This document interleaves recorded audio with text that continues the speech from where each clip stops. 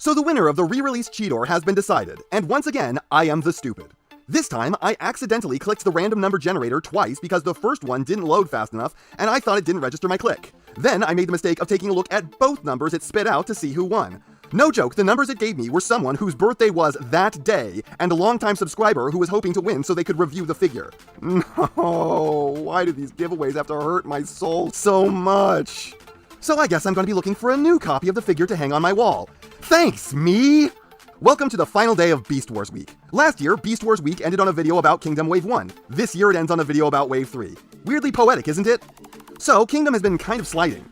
It started on a high with Wave 1 that was just awesome, producing some of the best figures to come out in years and absolutely definitive chug versions of some of the characters. Then we have Wave 2, which failed to recapture the magic of Wave 1, but it was still good on its own. And now we have Wave 3, and before I spoil the whole video, let's just get into it. First up, I am not talking about Dracodon and Wheeljack. Dracodon is just Vertebrake again, but green, and I'm not spending $10 on that. If there were a different head, then we'd be in business, but there wasn't, so no thank you.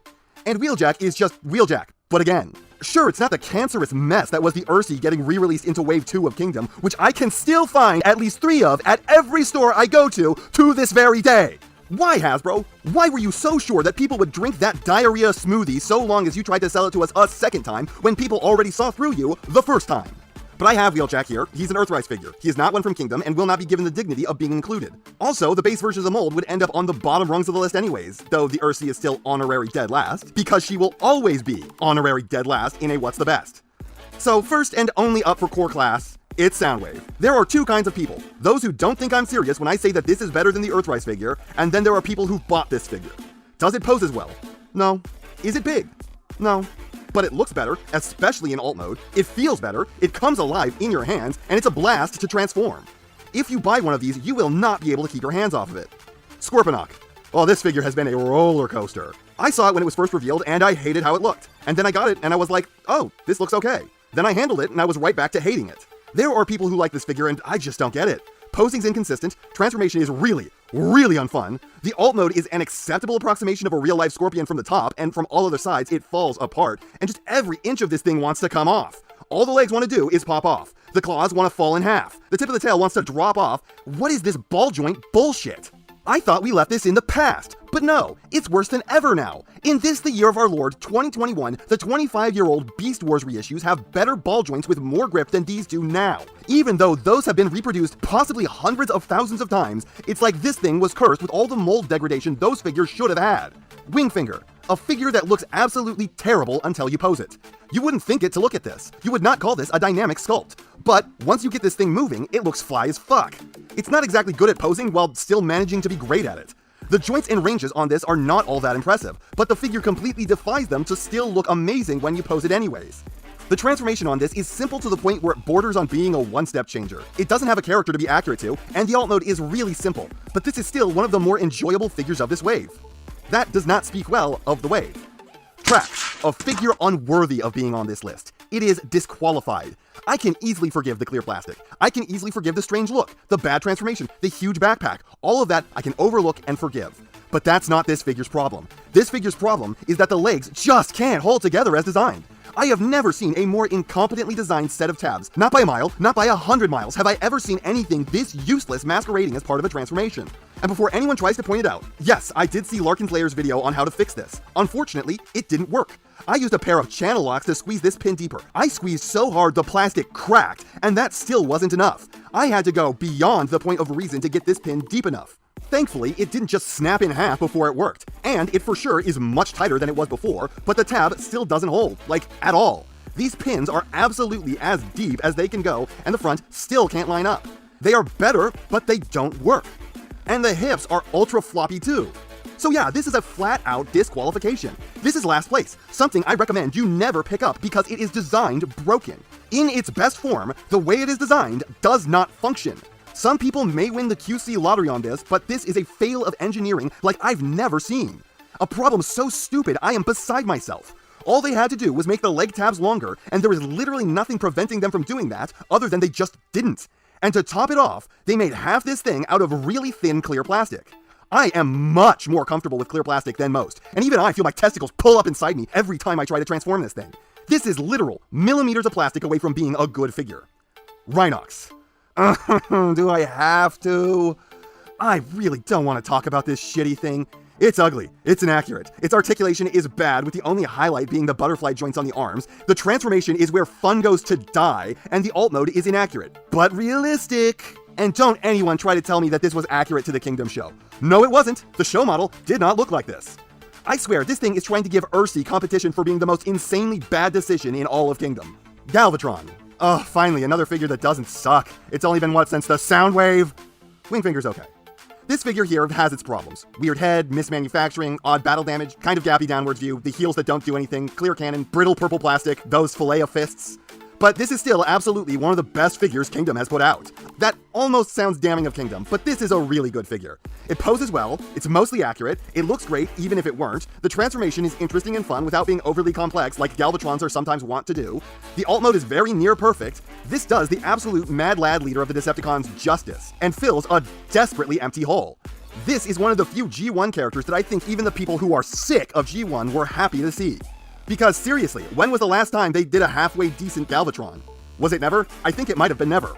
And Rodimus isn't technically a Wave 3 figure, but he did come out during Wave 3, and I mean, fuck it, this would be a really boring video if I didn't include him. First up, someone contacted me saying they ruined his flame effects trying to strip them of the paint with acetone. I feel terrible about that because I should have been clear with this from the start. Do not use acetone, it will eat through plastic like Paula Deen through a stick of raw butter. My recommendation is that you use the lowest percentage rubbing alcohol that you can find and just go slow. And if that doesn't work, then just gradually step up the percent value until it starts to. Anyways, Rodimus. I was primed to hate this figure, and I don't. It's a lot better than I gave it credit for before I got a hold of it. It's not perfect, it's definitely got its issues. Like the face of a dying man. I swear the Matrix must be radioactive and he's just riddled with cancer.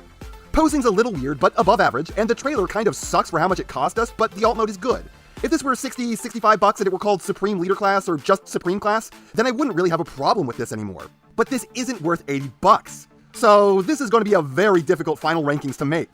Not because it's hard to decide what the better ones are, the good figures here are head and shoulders above the rest of the line, but because everything is fighting tooth and nail to suck the hardest. First up, fuck the Ursi. Second up, fuck the Ursi. She sucks so hard she gets on a what's the best she isn't in as the worst thing twice. Third, fuck the tracks. It would not place this low, but it's disqualified. It at least scores points in accuracy to the classic interpretation of the character, and the alt modes are both good too. And the posing would be fine, but the legs are a flat-out deal breaker. I wish I could put this thing higher. It would have deserved higher if it weren't disqualified for being designed broken.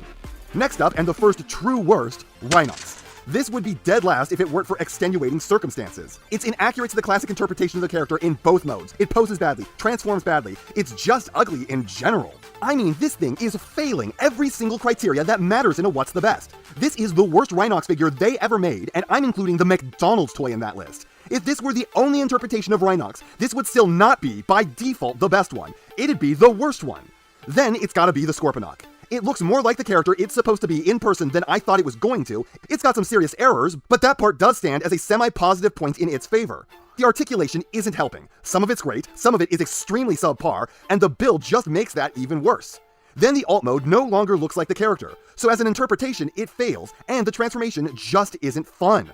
If you are looking for the definitive version of this character, like is the point of a what's the best, then go with the TE Scorpion. It would get a near perfect score in a what's the best. This figure does have its pros, but almost none of them are a part of the criteria for this show, and some of them run exactly counter to them. Like, if you want a real-life looking Scorpion, this does have that covered, but that flies in the face of the perfect rendition of the character we all know.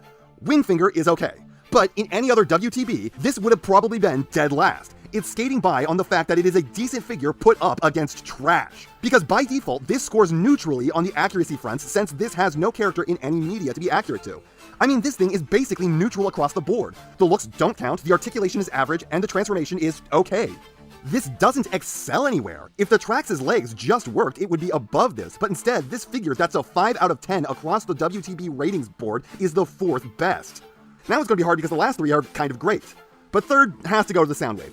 Great figure, Voyager and a Legends body, but it poses the worst out of the top 3, and while it's scoring great marks in the accuracy, alt mode, and transformation, it's just not enough to eke out a win over the other 2. Now these last 2 are going to be hard. Both are very accurate in the body and very inaccurate in the head. Both pose very well, both have their weird foibles. Both have good transformations with frustrating parts and parts forming. Both have alt modes with some level of compromise. Both are probably a size class higher than they should be. I have never seen two contestants line up so identically on a What's the Best, let alone had them be the two finalists. I think Rodimus is going to have to take this by the slimmest of margins. And it hurts me to say that, but he poses a little better. And let me stress this, a little, a smidge, a tiny amount. He's got opening hands, a second neck joint, a bicep twist located in a more useful position, toe up, toe down, and knees that have at least a significant range advantage. While the alt mode is probably slightly more accurate on the Galvatron, transformations are the same, maybe skewing in Galvatron's favor for not requiring you to flex the shins like Rodimus.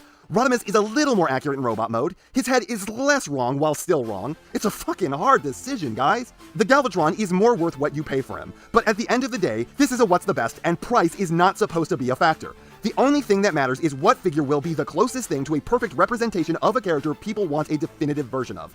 And even being massively overpriced and not technically a Wave 3 figure just like the Arc, but I don't want to deal with that thing so I'm not, Rodimus is the narrow best. But that still means that Rodimus is the best. And that's not half what I have to say, but it's enough what I have to say. And I know you know what everyone else tells you to do at the end of these videos. So if you liked what you saw here, please do that. And if you'd like to take it a step further, then please share this video with any friend you think may be interested. I hope you all enjoyed listening to me waste your time.